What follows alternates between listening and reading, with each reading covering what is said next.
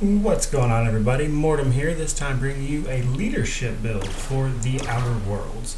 So the leadership build is basically all about trying to get the companions to do as much of the work as possible for you. Personally, I found this fun to play as kind of a pistol-using gunslinger. However, any weapon you want to use on your own is honestly fine. I just personally preferred the pistol for it. So, jumping directly into our skills, stats, and everything, starting with our attributes. So the only important one here is honestly just to get charm at least up to high. You don't necessarily need it on very high, but you should definitely get it at least high. That's honestly the most important one. After that, because you're relying so heavily on the companions themselves, it's actually not super important what else you have for the rest of everything. So I'd just put a couple, like 1 point in like dexterity, intelligence, perception, kind of get them up to good and give yourself a small damage boost. But that's really the only important one. Temperament is below average because of a flaw that I chose to take. But other than that, charm's the most important one. Anything else is good, but don't freak out over it. So, skills. This is where it gets interesting because the only two skills you need are whatever weapon you're choosing to use, which in theory could be melee, but I do not recommend melee for this because again, you're primarily using your companions, which means you would have to pump up your leadership ability, your melee ability, and then probably a defensive ability because you take a lot of damage in melee. So I just don't recommend doing it. You'd stretch yourself very thin. I mean, it's possible. I'm not saying that it isn't.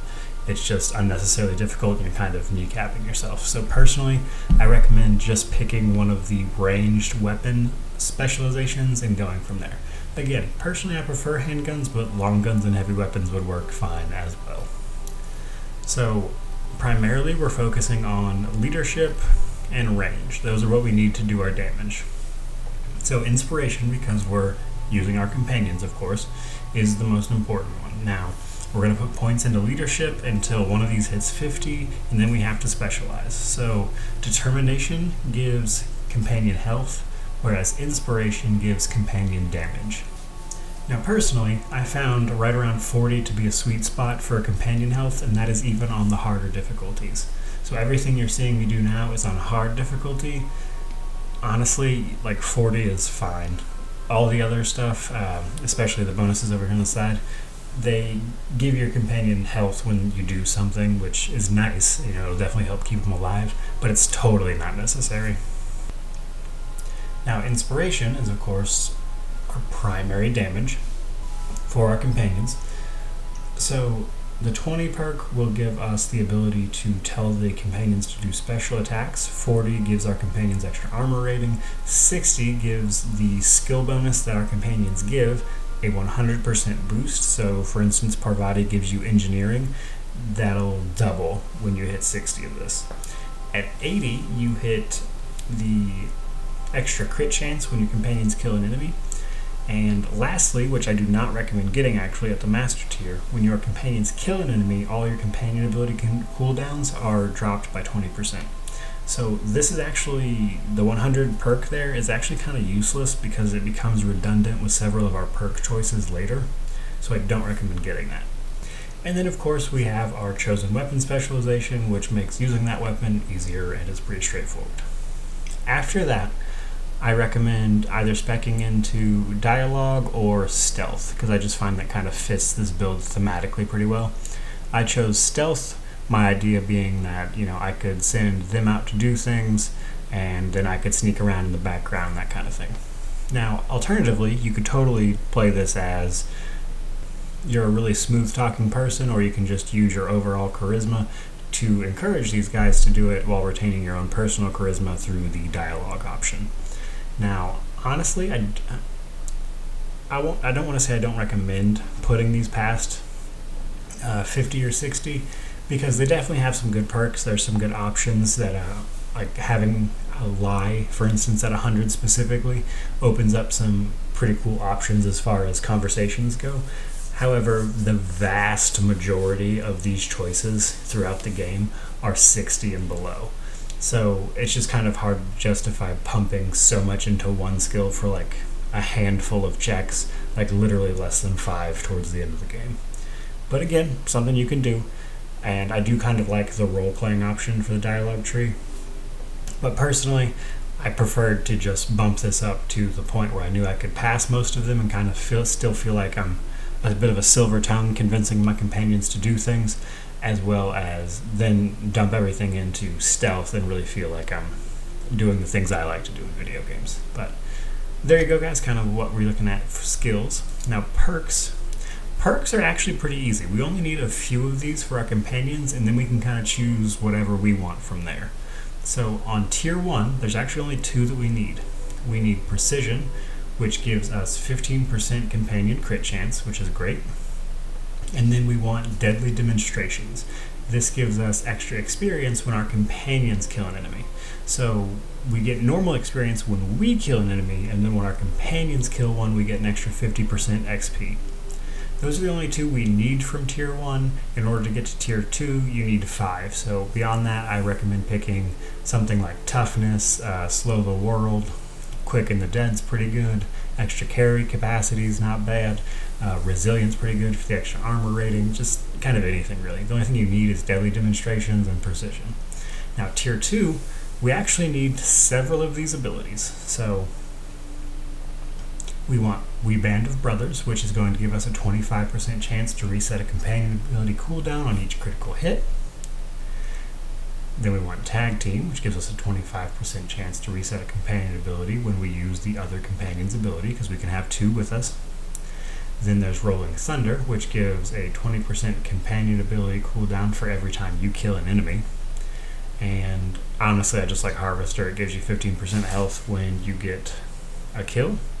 Now, as you can see, these 3, We Band of Brothers, Tag Team, and Rolling Thunder, these are the reasons we don't need the Leadership 100 bonus, because these 3 skills all cover that kind of exact same thing, and they make that particular bonus a little redundant, which means spending those 20 points is just useless. Then for tier 3, there's really only 1 that we need here, and it is Don't Go Dying on Me. When you use your inhaler, any down companions will come back to life with a small amount of health. So those are the only ones you need. Anything else, honestly, just kind of pick whatever floats your boat. Like, I like Boom Headshot, that one's really funny to me. Steady Hand is really useful for any ranged build. Armor Master is, of course, very useful. Just kind of whatever you want after that. Now, we're going to go over our weapons and armor, and then we're going to talk about our companions, because obviously if we're using a leadership build, we have to bump up our companions.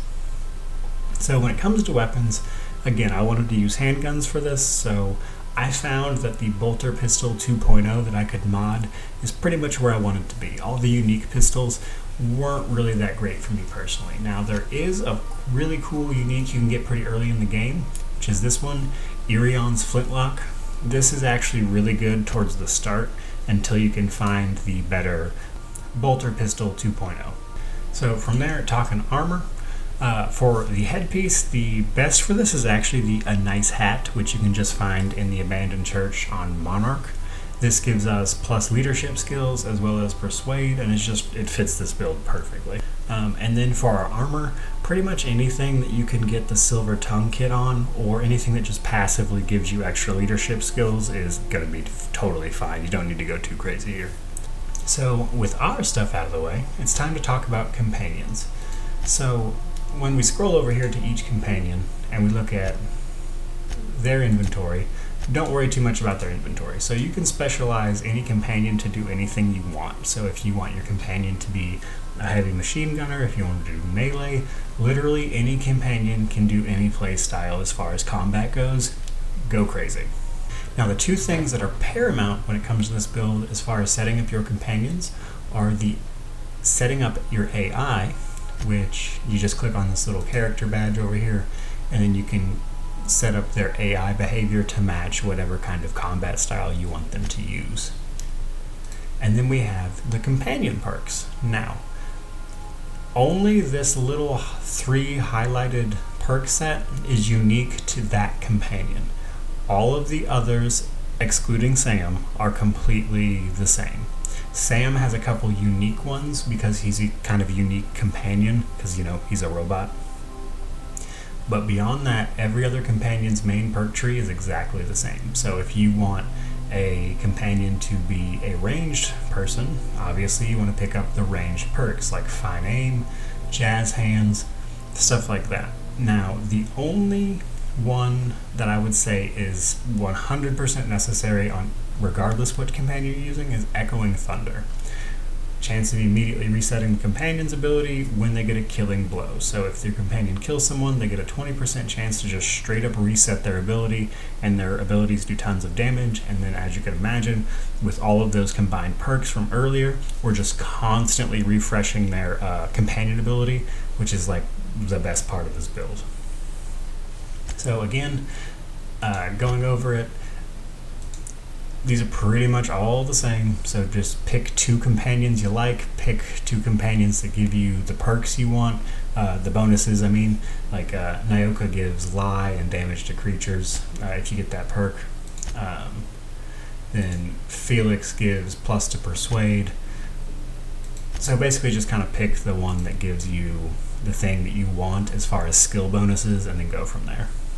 You have 2 options here when it comes to the companions.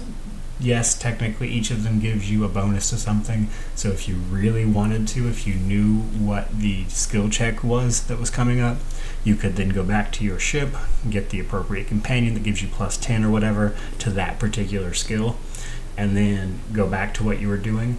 Personally, they kind of make switching companions in this game a bit of a pain. You have to go back to your ship to do it, so it's really annoying to like constantly switch them out. It's just really tedious and I didn't like it. So what I recommend doing is just picking 2 that you like and going from there. Set them up how you want and just kind of use those 2 primarily. Like personally, I like to use Ellie and Parvati just because I kind of like their dynamic and the bonuses they give. So there you go, guys. I'm going to play some stuff in the background, kind of showing off what is actually going on with this build, how it plays, all the things you can do. But there's all the information for you. I certainly hope you liked this video. I hope you enjoy the build and how it plays. I thought it was really fun, especially on harder difficulties. But thank you so much for watching. Please like, comment, and subscribe. But have a great day either way.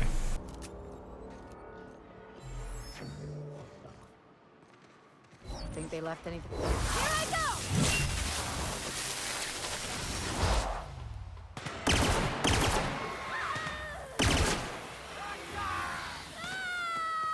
We've lost our body!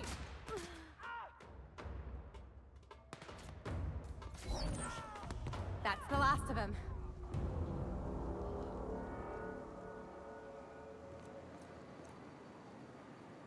Stay practicing there!